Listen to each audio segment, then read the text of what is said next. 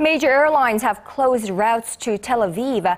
This after a rocket assumed to have been shot by Hamas militants fell just about 2 kilometers away from the city's main international airport. The death toll from that conflict also tops 620, with the overwhelming majority inflicted on the Palestinian side. Our Kim Min-ji has the details.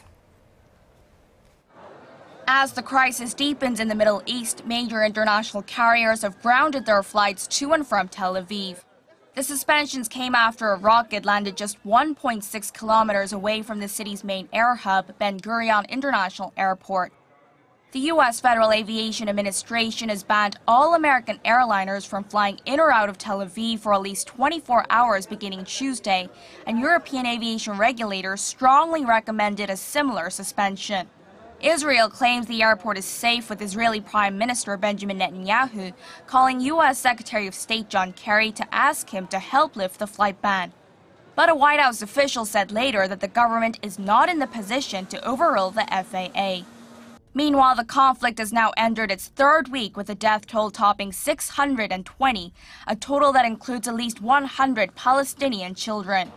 Diplomats from the U.S. and the United Nations are in the region in hopes of finding a peaceful solution. UN Secretary General Ban Ki-moon met with the Palestinian Prime Minister after urging Israel to exercise restraint during an earlier meeting with Netanyahu. My message to Israelis and Palestinians is the same.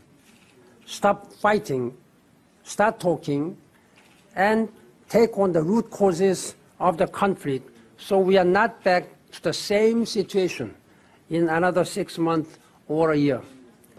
U.S. Secretary of State John Kerry also held talks with the Egyptian Foreign Minister Tuesday, calling for a ceasefire. The conflict has been dubbed David and Goliath, with Israeli casualties only about 1/20th that of Palestinians.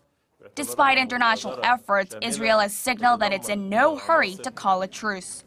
Kim Min-ji, Arirang News.